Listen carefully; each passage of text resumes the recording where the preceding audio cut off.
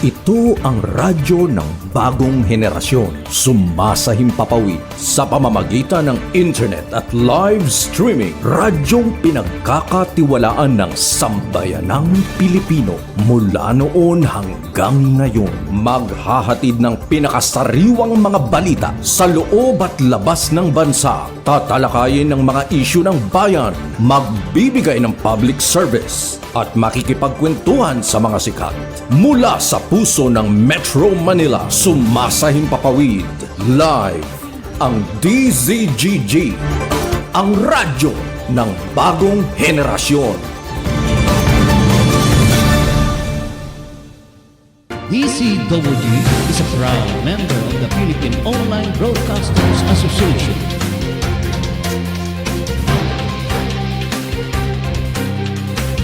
Balitang Pilipinas Worldwide. Programang siksik na balita, komentaryo at serbisyo publiko. Ang mga balita ay tatalakay ni Boyet Guillermo, magbibigay ng puro-puro at paglilinaw sa likod ng mga balita na nagmumula sa sikat na tao. Sa bahagi ng Balitang Pilipinas Worldwide, hindi mawawala ang serbisyo publiko para sa mga kababayan na nangangailangan ng tulong. Balitang Pilipinas Worldwide. Narito ang pagkating balita si Boyet Guillermo.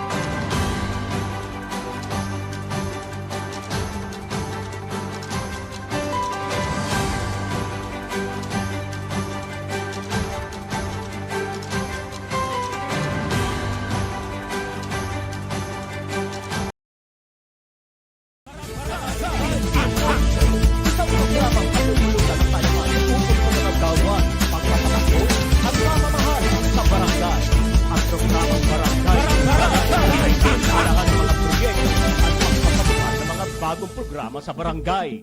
Makikilala din dito mga opisyal na naglingkod at naghahangad magserbisyo sa barangay. Halina kayo, mga kabarangay, manood at kilatisin natin ang ating mga opisyal ng barangay. Samahan sina Rolly Bonyon at Boyet Guillermo sa kanilang isang oras na programa mula ika-11 ng umaga hanggang ika-12 ng tanghali. Tuwing Lunes hanggang Biyernes. Barangay Action! Narito na ang mga pinagpipitagang host ng programa.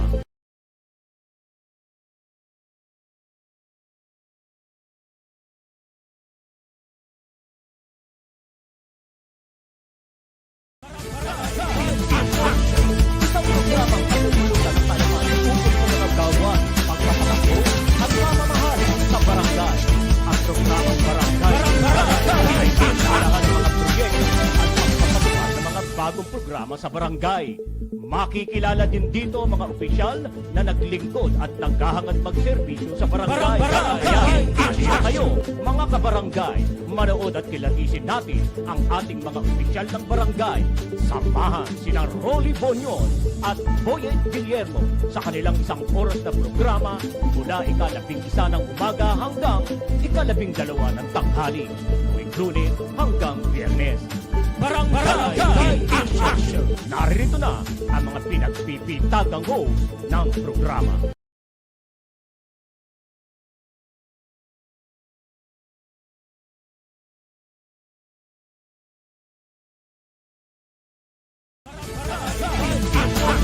Isang programang pinululutan sa talaman ukol sa mga gawain, pagpapakaso at mamamahal sa barangay. Ang programang barangay ay pinalahan ng mga proyekto at pagpapatupad ng mga bagong programa sa barangay. Makikilala din dito mga opisyal na naglingkod at naghahangad magserbisyo sa barangay. Halina kayo, mga kabarangay, manood at kilatisin natin ang ating mga opisyal ng barangay. Samahan sina Rolly Bonyon at Boyet Guillermo sa kanilang isang oras na programa mula ika-11 ng umaga hanggang ika-12 ng tanghali. Tuwing Lunes hanggang Biyernes. Barangay Action! Narito na ang mga pinagpipitagang host ng programa.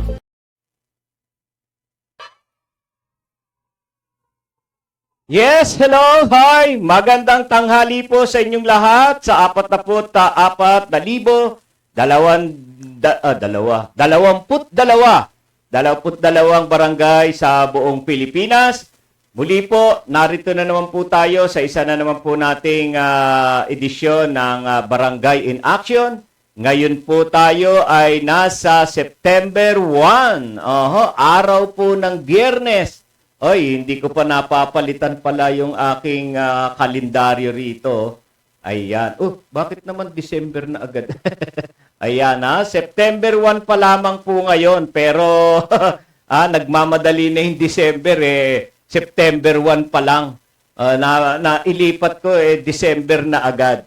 Yan ay palatandaan na bare month na ho tayo ngayon.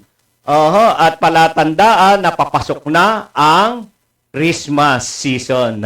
Ay, nako naman po. Yan, ang saya-saya ng mga bata, ano? Sapagkat mga bata para sa kanila. Para sa kanila yang ano na ho na yan, yang Christmas, Kaya sila ang masaya, sila ang bida. Sila ang bida. Alright, so magsama-sama po tayo sa isang oras po ng ating pong dito sa ating programa na kung saan ang Barangay in Action. Alam po naman ninyo, ang tema ng ating programa ay pagtalakay sa mga gawain ho sa barangay, mga gawain ng mga opisyal natin sa barangay. Yan yung ating tinatalakay po. Pag-usapan po natin yan sa loob po ng isang oras. At ngayon po, wala hong opisina ang ating pong mga manggagawa sa ating pamahalaan, sapagkat deklarado pong walang trabaho ngayong araw na ito dahil po sa nararanasan po nating mga pag-ulan. Kaya naman din, gayon din ang mga estudyante, ang mga paaralan, wala pong pasok. Ang ating mga opisina ng ating gobyerno, wala rin ho, Kaya medyo pahinga. Pahinga ho ang ating mga public servant. Yan, mga public servant. Subalit, ang media ho, sa amin po, wala hong holiday, walang absent. Kailangan ho sa amin talagang patuloy po. Kumbaga sa hindi po natutulog ang serbisyo publiko. Ang DCWG ay tuloy lang po ang paglilingkod sa sambayan ng Pilipino sa paghahatid po ng mga balita at impormasyon. Kaya ito, siyempre ngayong araw na naman ito, walang opisina, so wala pong maaaring maghain pa rin. Suspended din ang paghahain ng Certificate of Candidacy.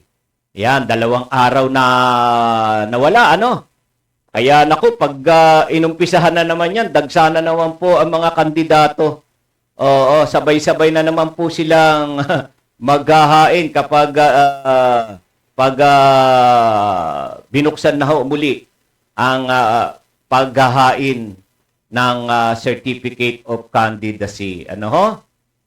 At sabi naman po ng COMELEC Chairman George Garcia, papalawigin naman po yung araw dahil 2 araw po ang natigil, 2 araw ang nawala para sa paghahain ng Certificate of Candidacy. Pero yun nga po, papalawigin naman po yan.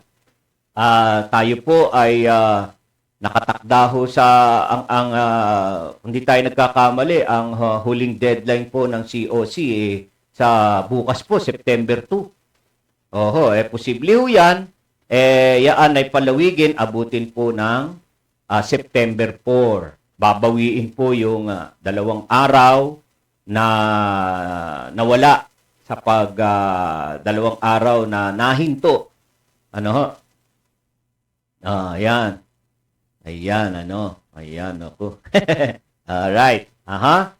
Kaya, mayroon pang mga panahon. Meron pa mga panahon ang mga mahilig sa last 2 minutes. Yeah. Ano, may mahilig tayo sa last 2 minutes sa paghahain ng Certificate of Candidacy at mga pakipot na kandidato na kunwari hindi tatakbo pero tatakbo pa rin. Ano ho? Yan ho ay talaga naman pong ang ating Boss Salva Sales, ayan, more power daw sa DCGG Studio. Yan, salamat sa panonood. Kay Utol, ayan. Miss you, Tol, kayo ni Deli. Ayan, bati na agad natin. Baka mapalaot tayo ng gusto sa ating pagtalakay. Ano ho? Makalimutan natin ang pagbati. Pero hindi ho natin makakalimutan yan sapagkat ang mga viewers po ang nagbibigay sigla sa inyong lingkod at sa programang ito. Oo, at sa lahat po ng programa dito sa DCGG, ang viewers po ang nagpapasigla para magtuloy-tuloy ang ganito pong programa. Oo.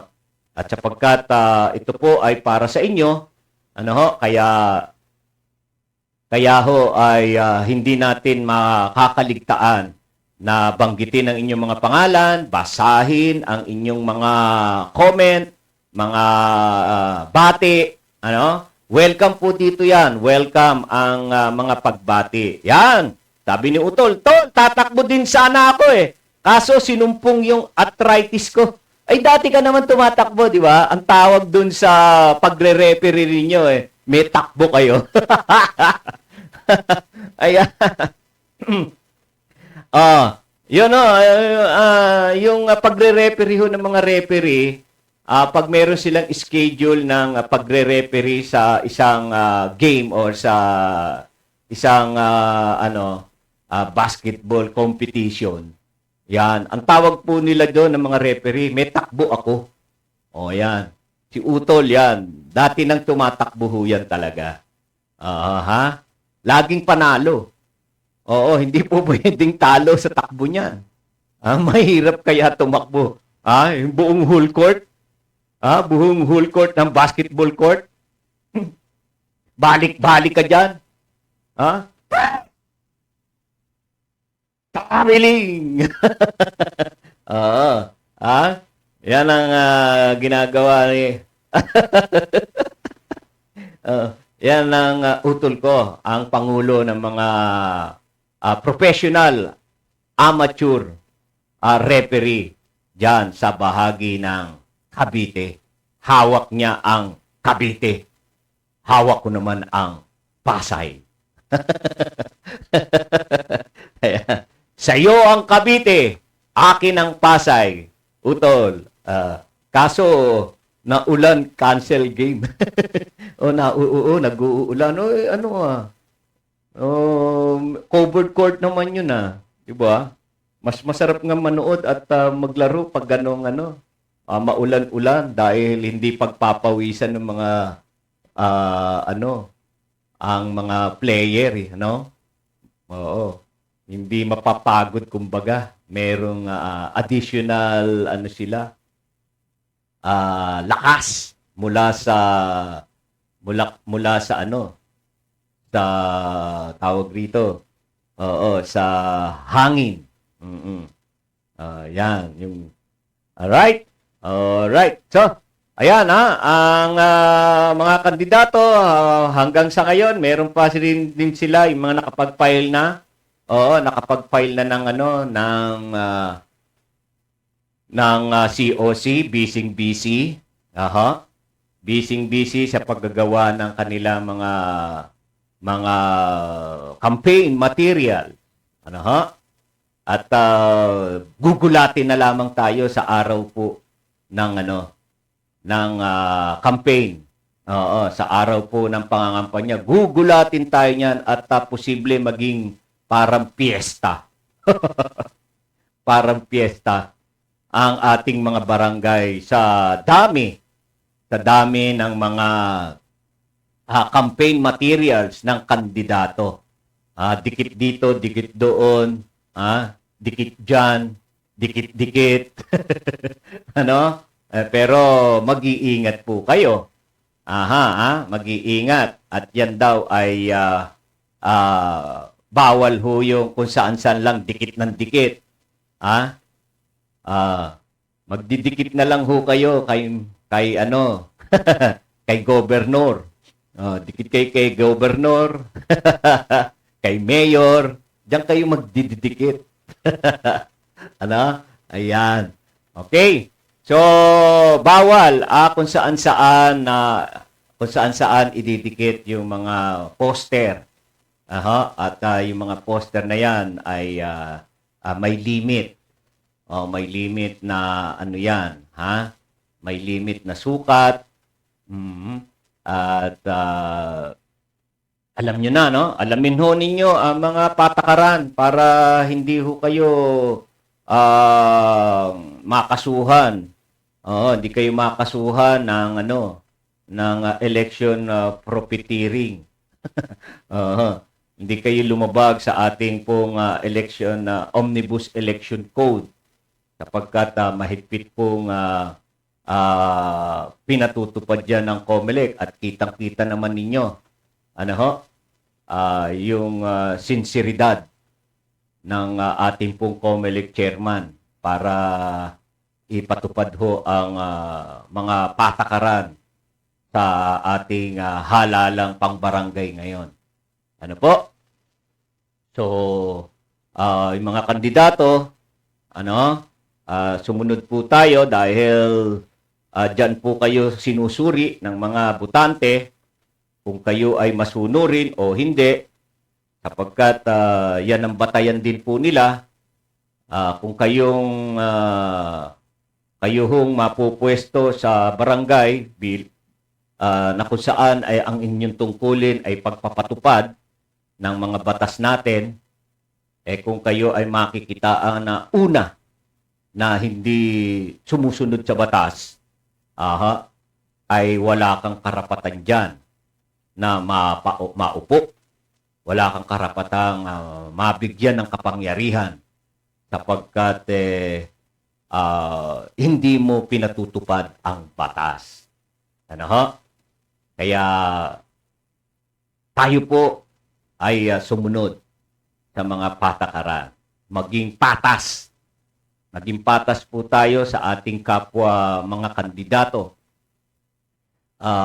Pairalin po natin ang ating pong patas na paglaban. Game lang kumbaga. Mga salita ho natin, Sports lang ba kumbaga pala? Sports lang. Anong tawag doon? Wag na. Hindi ko mabanggit. Hindi ko mabigkas eh. Excuse me. Ayan.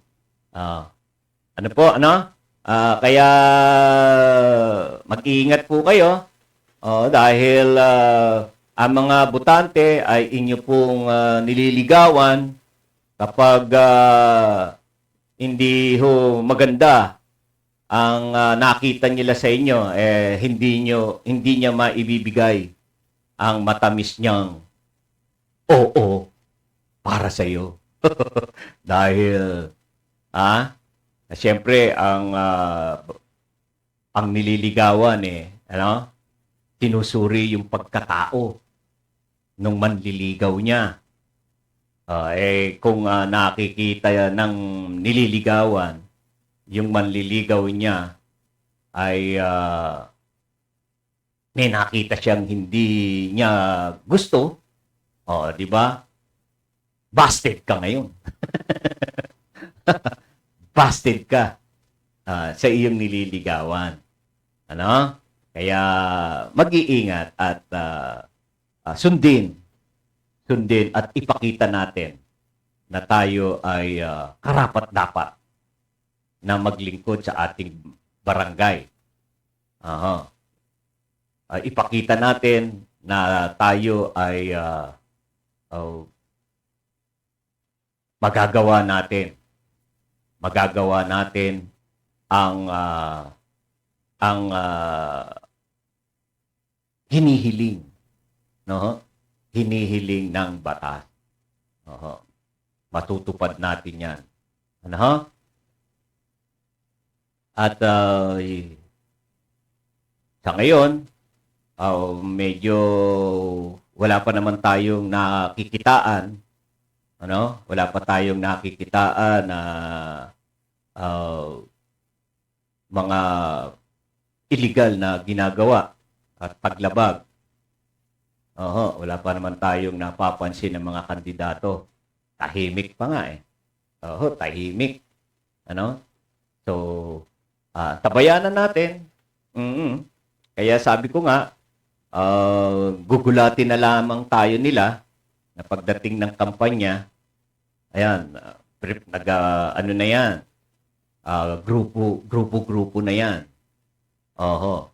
At asahan na po natin na magkakakaway na yan. Yung dati nilang hindi kilala, yung dati nilang kaaway, hindi kapansinan, ano, hindi kaututan dila, yaan ay kanila na ngayong kakaway-kawayan. Hi! Magandang umaga po. Yan, magandang umaga po. Andyan din yung mga batang paslit na kanilang kakarga-kargahin puno. Kahit gusgusin. Gusgusin yung anak ng kanyang kapitbahay. Meron niyang pakarga-karga. Yung iba naman dyan, sa mga lugar na alam mo na, yung medyo nasa high level, yan, mag-ano yan, mag-a-alcohol. Pagkatapos kumamay sa mga butante. Ganyan ang mga yan yung pangkaraniwan na nakikita natin at alam natin sa mga kandidato or sa mga politiko. Ano ho? Alright. Tama. Ano ba rin tayo? Babati pa rin tayo. Ayan. Sister Bing. Sister Bing. Ayan to ang sabi niya. Sister Bing Geriba, mapagpalang Friday po sa lahat. Stay safe and healthy, mga ka-DZ Double G. Yan. God protect and bless us all. Thank you very much, Thank you very much, Sister Beng. Si Sister Beng, talagang ano na natin to talaga. Hindi nakakalimot manood, Share mo, Sister Beng, sa iyong mga friends itong program. Para makapanood din sila at mabati rin natin yung kanilang mga pangalan, Yan. Alright. So, tayo po ay ano na ho ba?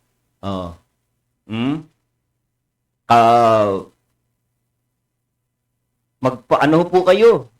Diyan ho sa inyong lugar. I-share naman po ninyo sa ating programa kung ano ho ang inyo pong napapansin diyan sa inyong barangay. Ano ho? Iparating po ninyo dito para pag-usapan ho natin. Ano ho? Wag lamang po natin na pagsasalitaan ng hindi maganda yung ating pong kinaiinisang barangay official. May mga ganyan, galit ka dun sa barangay official na yun, hindi mo masabi-sabi ng personal. Hindi mo ma-express o mailabas ang galit mo sa harap niya. Kaya titirahin mo siya ng patalikod. Padadaanin mo sa pachismis-chismis. Padadaanin mo sa ipapakalat mo ang mga nalalaman mo sa kanya.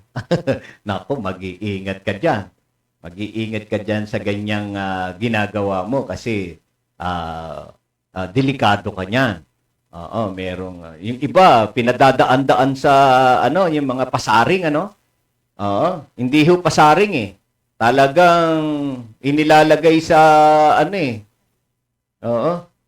Nilalagay sa invitation siguro. Uy. Yeah, may invitation. Oo. Alright. Okay. So, yung pasaring dinadaan sa social media. Kaya nagkakaroon ho ng kaso. Kakasuhan ka dyan ng cybercrime kapag meron kang ipinost na walang katotohanang mga pahayag, mga salitang nakakasirang puri. Yan. Posible makasuhan ka. Kaya wag ninyong gagamitin na porke open ang social media, ang dali-daling mag-post, pero yaan ho ay maaari na ho tayong makasuhan. Na kapag tinumbok mo at tinukoy mo yung tao na ikaw ay galit, at siniraan mo ang kanyang pagkatao, siniraan mo ang kanyang kredibilidad sa social media, ay nako, may pagkakalagyan po tayo niyan. Wag na wag po nating gagawin yan. Marami na hong mga pagkakataon, marami na hong mga pangyayari na ang mga kababayan natin ay nagpo-post sa social media. Nagpo-post sa social media at pinariringgan, pinasasaringan yung kanyang kapitbahay, yung kanyang kaibigan. Samantalang alam ng kaibigan niya na siya ang pinatutungkulan ng kanyang mga ipinahayag o pinost sa social media. Maging responsable po tayo sa paggamit po ng social media. Alalahanin po natin, ito pong social media ay hindi po ito lugar. Hindi po yan lugar para gamitin mo yan para sa iyong galit, pagpapalabas ng iyong sama ng loob. Huwag niyong gamitin yan. Sarilinin na lamang po ninyo. Nalalaman ng tao, biruin mo, nalalaman ng tao na ang dami hong nakakakita, nakakabasa niyan eh. Nalalaman tuloy kung ikaw ay insecure. Napag-uusapan ka din kapag nabasa yan. Uy, si ganun nag-post na di na chichismis ka. Paano? Inilalantad mo. Yung nararamdaman mo, ipinopost mo eh. Kaya ikaw rin ang gumagawa rin ng machichismis ka rin. Kapag sinagot yung iyong post, ayun na. At meron pang mga nag-aaway mga kabarangay. Mga nag-aaway, nagpapasaringan sa social media. Huwag ganun. Tayo naman ay hindi naman tayo, lahat naman tayo nakakaunawa. May mga pangunawa tayo at mayroon tayong pinag-aralan. Huwag nating gamiting battleground yung social media. Yan para lamang po sa mga, kaya ginawa yung social media lang yan, pang sosyal. Pang sosyal lang ito. Hindi pang mga mga tawag diyan, mga pambarako. Mga pambabastos, mga ganon. Social lang. Mga pansosyal. Oo. Yan po tatandaan ho natin. Yan ang tandaan po natin. Yung social media para ho tayo ay malaman po natin. Magkaroon tayo ng mga kaalaman sa mga nangyayari, di ba? Yung mga ganyan. Yan ay pagbibigay po ng magagandang impormasyon. Ngayon iba iba-iba na ho ang mapapanood mo iba-iba ang nakikita ho natin, hindi na ho kaaya-aya, lalo na hindi lang naman ho tayong mga matatanda ang gumagamit, pati mga bata. Pati ho mga bata ho Kaya nakakatakot na makita ng mga kabataan yung mga pinopost ho ninyo. Pinopost ho. Ginagaya ho talaga, kita nyo. May mga kabataan tayo, mga paslit pa lang, mga 5 taon. 5 taon, 4 na taon na pataas. Abay, biruin mo, di ba? Sobra na ang kumendeng. Sobra na. Lalaki o mapababae. Sobra na. Talagang pumapalantik ang mga balakang. Ang, paano ginagaya? Nakikita.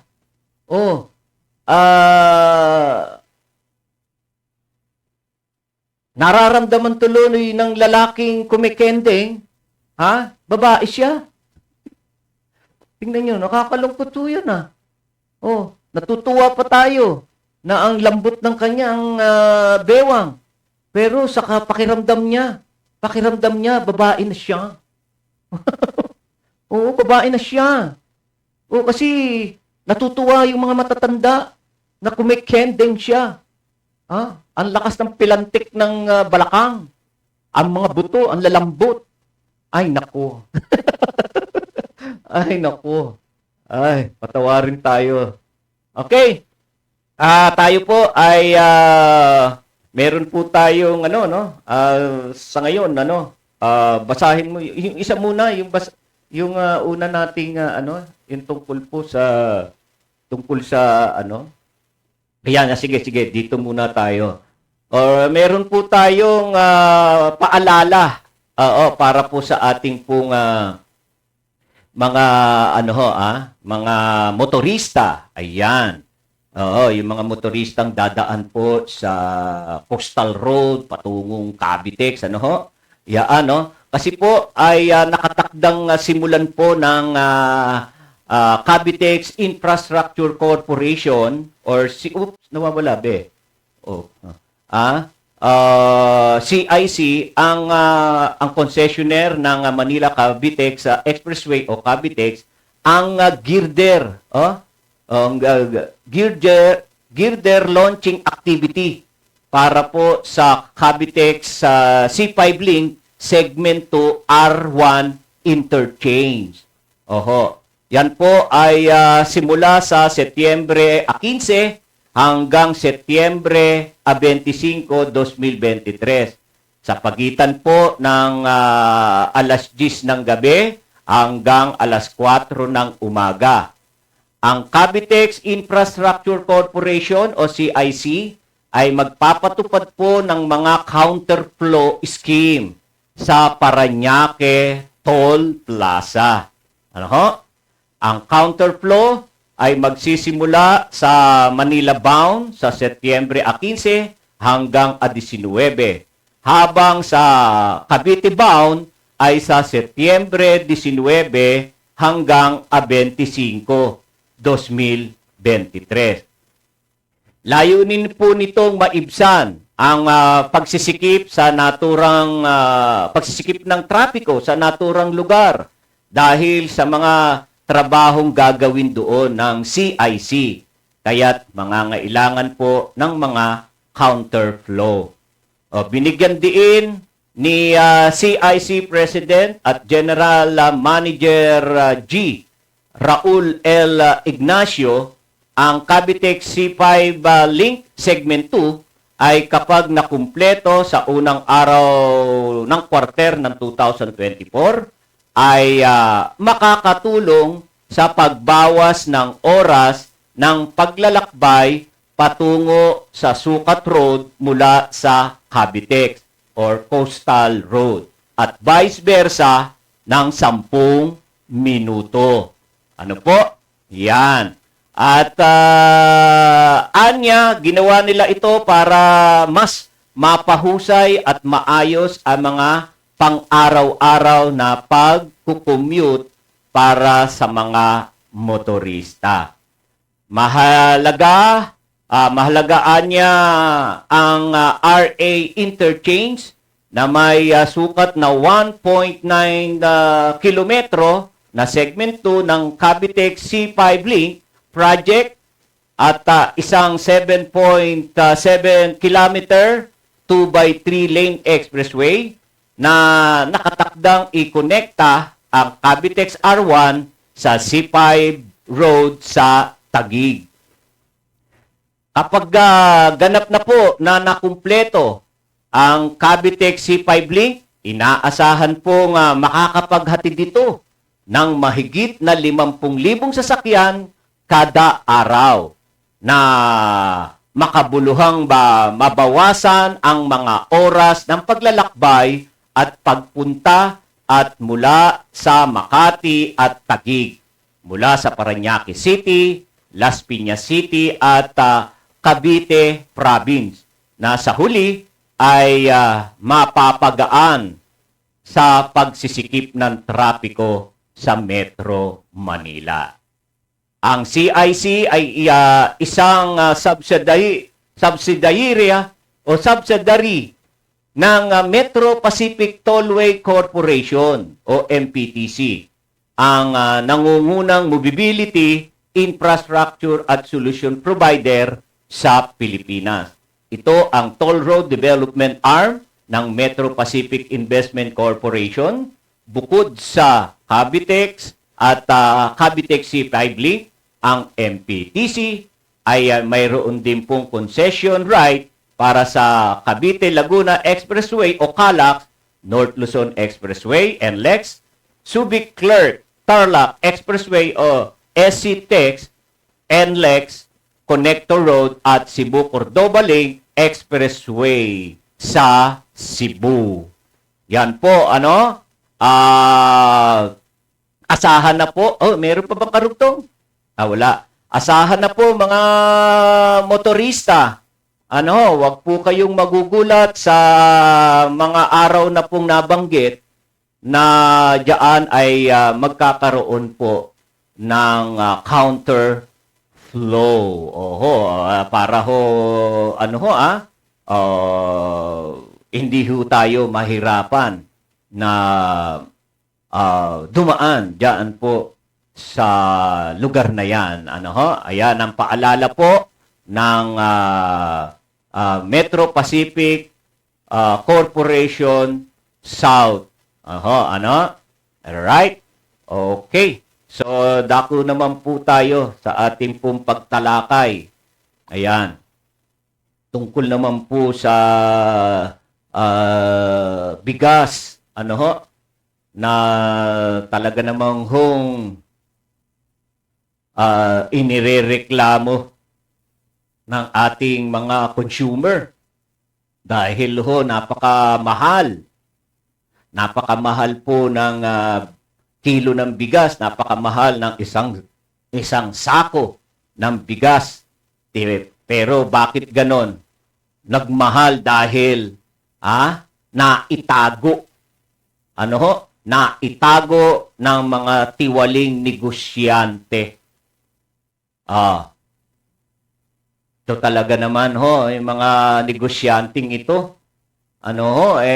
Maawa naman kayo sa sambayan ng Pilipino, lalo na sa mga mahihirap. Ang iniisip lamang ninyo yung kita. Okay lang kumita, pero sa ayos, sa marangal. Biruin ninyo, binili nyo sa murang halaga. Pagkatapos itatago ho ninyo. Oh. At pag nagka-ipitan na, ngayon nyo ilalabas at mataas na ang presyo dahil wala hong kapos na ho sa bigas ang ating bansa. Tingnan nyo po ginagawa ho ninyo. Ano ho? Oh, ilang bodega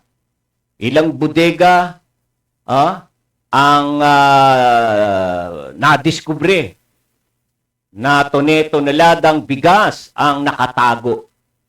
Ano? Ay siguro Bureau of Customs. Suggestion lang po. Abay, kapag wala hong maipakitang mga dokumento ang mga may-ari niyan, abay, ano na ho yung mga bigas na ho na yan? Oh, gawin na ho presyo ho yan ng NFA. Yung mga imported na bigas na yan, biruin mo, imported na bigas, nakatago. Sila ho ang mga nag-import niyan eh. Oh, itinago ho muna. Ay, yan ho nang nagiging problema ho pag napahintulutan ho mag-import. Ng bigas itong ating mga exporter. Oh. Dapat ho yan pag ganyan, diniskarga na ho yan, dapat ho meron ng agreement ho yan. Eto presyo niya na. Tatakan na ho yan. Yung mga sako, tatakan na ho yan. Yan ay markado na. Yaan ang presyo niyan. Markahan ng ating gobyerno. At bantayan.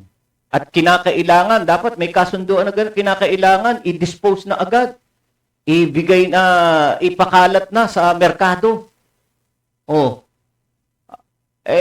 Nangyayari ho, na tinatago Wala ba tayong ganyang pamamaraan?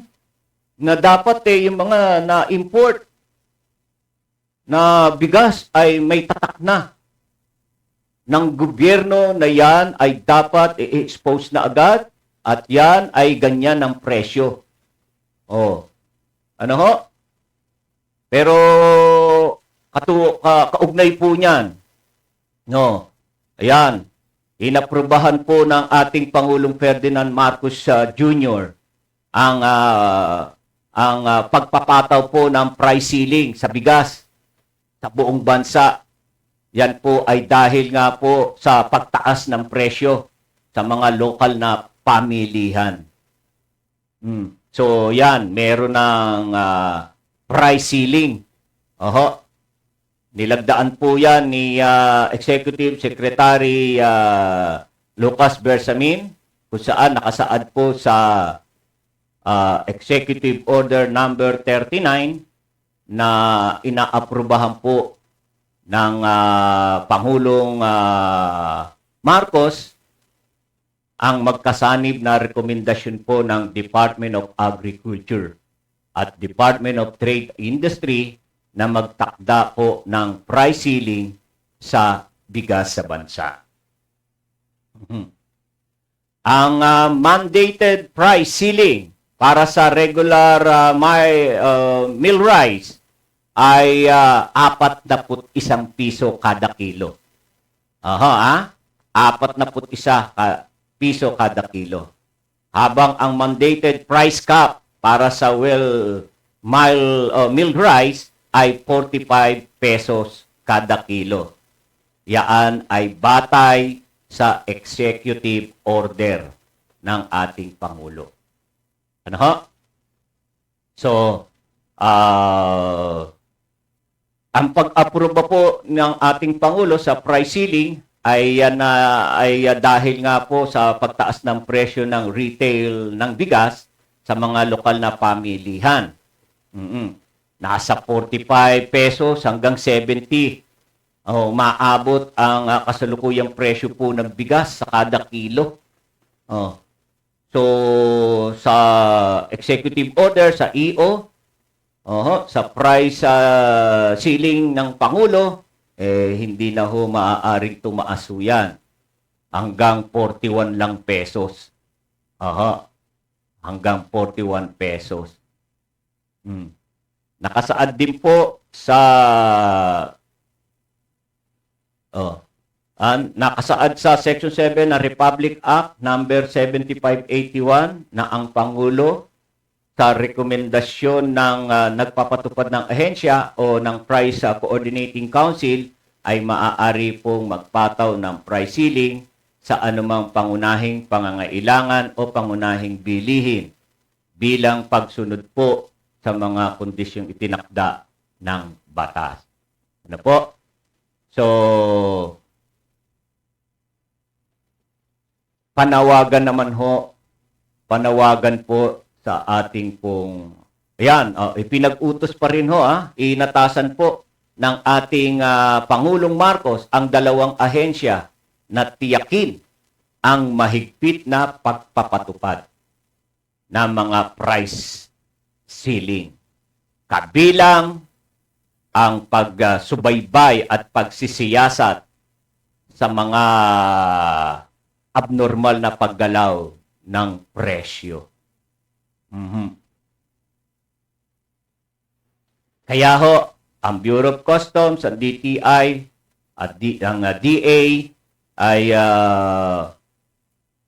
sana po wag po kayong magpabaya na ang mga bodega ho ng mga negosyante, exporter, kilala ho ninyo yan eh.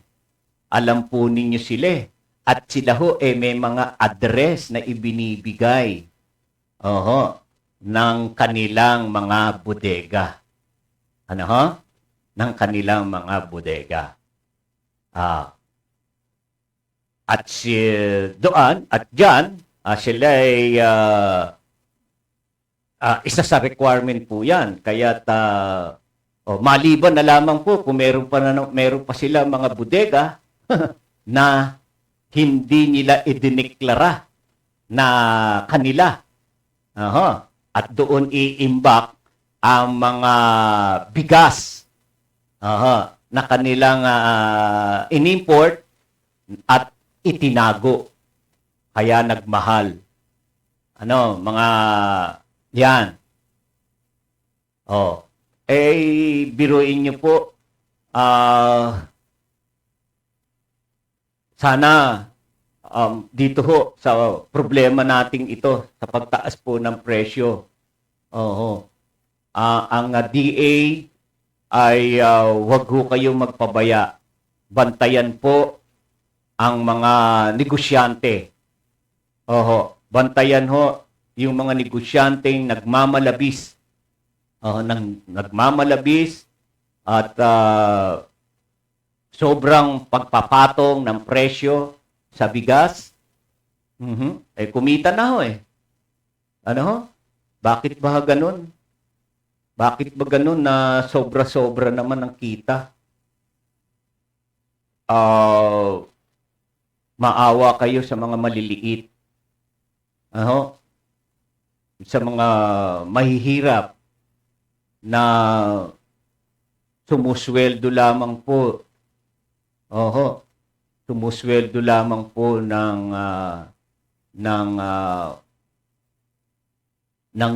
tawag rito.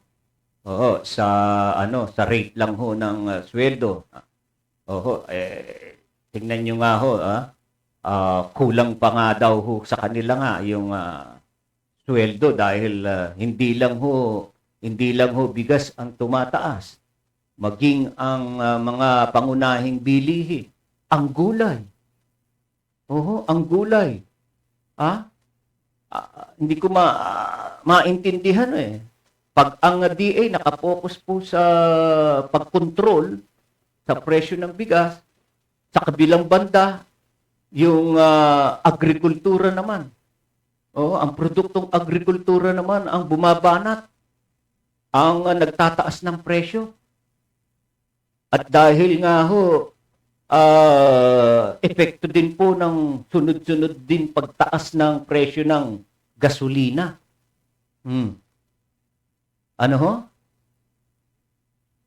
Kaya, bugbog ang ating bansa eh. Bugbog ang ating bansa sa mga problema. Sa pagtaas ng mga bilihin. Sino nagpapahirap? Ang negosyante. Oo. Negosyante. Maawa naman po kayo. Mga negosyante, konting tubo lamang po ang hiling namin at wag naman hong sobrang taas ang presyo na halos hindi talaga makayanan ng ating mga maliliit na mga kababayan. Yun ang mga sa mabababang level ng ating pamumuhay, ng ating ano po? Yan. So, hirap na. Oo. Ang rami ng umaaray ng mga kababayan natin. Oh. Kaya naman din, panawagan din ho sa ating mga kababayan, lalo na yung mga nasa taas naman ho na level ng pamumuhay. Yung mga mayayaman. Ano ho? Mag-ano ho tayo? Kahit naman ho din yung mga nasa mabababang mag-ano ho tayo sa kanin. Magtipid ho tayo. Pahalagahan ho natin ang bawat butil ng bigas. Huwag ho tayong sobra-sobrang nagsasaing. Pagkatapos mapapanis lang at hindi makain, itatapon. Naku. Ang mahal-mahal na nga ng bilihin. Hirap ka na sa trabaho. Magtatapon ka pa ng kanin. Simutin. Yung mga natatapon, naaapakan na bigas, simutin po yan. Isang subo rin ho yan kapag naipon. Pag naipon, isang subo rin ho yan eh. Napakalaking bagay yung isang subo ng kanin sa ating anak na isusubo. Pahalagaan ho natin ang bawat butil ng bigas. Huwag ho tayong magsaing lang tayo ng sapat, yung kaya natin, na talagang pag nagsaing, halimbawa, kayo ay 2 lamang. 2 lang kayong kumakain. Alam mo kung hanggang saan ang ano mo.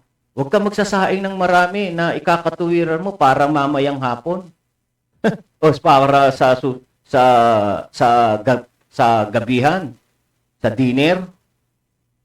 Huwag ka magsasaing kasi kung ang yung lutuan mo ay panisin, ang kanin, huwag ka nang magsasaing ng marami. Para lang pagdating sa pagkain mo sa gabi, kakainin mo. Hindi ho, napapanis eh. Kaya sapat lang. Magsaing ng sapat lang para ubos ng ubos ang kanin. Walang natitira. Panghinayangan ho, yan ang sinasabi natin. Panghinayangan ang bawat ano po natin, ang bawat butil ng kanin, ng bigas na huwag pong matapon, huwag itapon.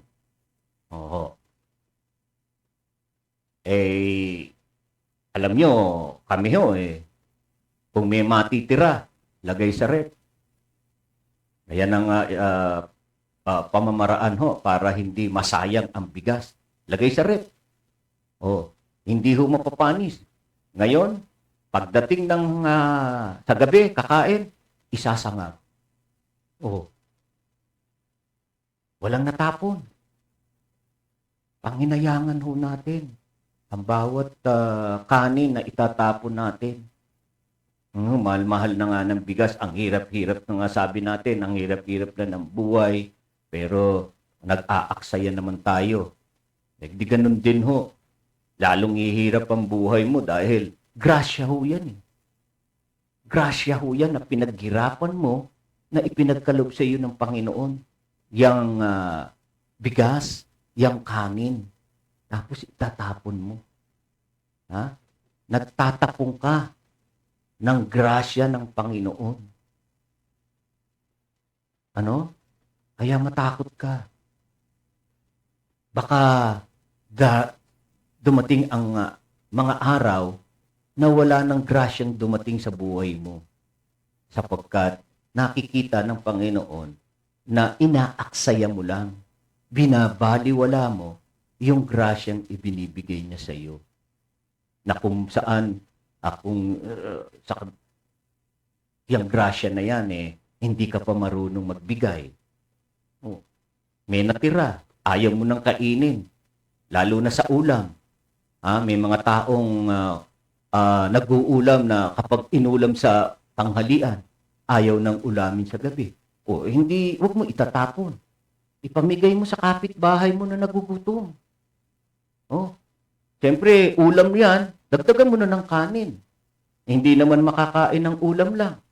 Ano? Hindi nakakabusog ang ulam lang eh. Malibang talaga namang marami ang ulam at yun lang ang kakanin mo. Oh. Dagdagan mo na ng ulam. Oh, ng kanin.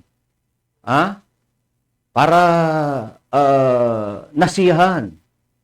Oo, nasihan yung pamilyang binigyan mo ng kanin at ulam. At matutuwa sa iyo ang Panginoon dahil sa kabila ng kahirapan ng buhay, nakakapag-share ka pa. Nabibigyan mo pa ng pagkain ang iyong kapitbahay, ang iyong kabarangay. Di po ba?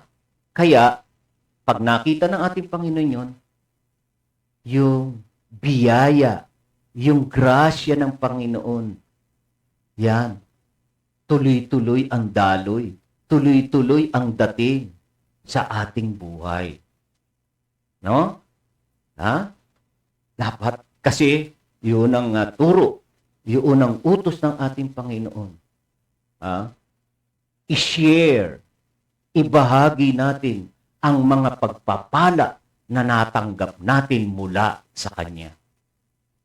No? Amen? Amen. Right. So, wala na po tayong oras. At babasahin ko lang po yung mga comment po ng ating mga viewers. Yan. Done sharing po, host, Brother Boyet, sabi ni Sister Beng. At social media to spread good news lang po sana. Yun ang mungkahi ni Sister Beng. Oo. Mga magaganda na mga balita. Oo, mga inspirational message. Yan lang ho dapat ang lalagay ho natin at ipopost sa social media para maka-encourage sa ating mga kapwa. At hindi makakagalit. Alright. So, wala na po tayong oras. At tayo po ay pansamantalang magpapaalam na po at inaanyayahan ko po kayo mamaya sa alas 5 sa ating pong programang Balitang Pilipinas Worldwide. Magkita-kita po tayo at magkapanooran pa rin po. At tayo po ay maglilingkod naman po sa pamamagitan po ng paghahatid po ng mga sariwang balita, impormasyon at serbisyo. Muli. Yan, maraming salamat po sa inyong lahat. Magandang pananghalian po. Nawa tayong lahat ay ingatan, patnubayan, at pagpalain ng ating poong may kapal. Magandang tanghali, maraming salamat sa inyong lahat. Bye! Ang DCWG, inyo ito, dito, kayo ang bida. Ito ang radyo ng bagong henerasyon. Sumasahimpapawid sa pamamagitan ng internet at live streaming. Radyong pinagkakatiwalaan ng sambayanang Pilipino. Mula noon hanggang ngayon, maghahatid ng pinakasariwang mga balita sa loob at labas ng bansa. Tatalakayin ng mga isyu ng bayan, magbibigay ng public service at makikipagkwentuhan sa mga sikat. Mula sa puso ng Metro Manila, sumasahimpapawid live ang DZGG, ang radyo ng bagong henerasyon. DCWG is a proud member of the Philippine Online Broadcasters Association.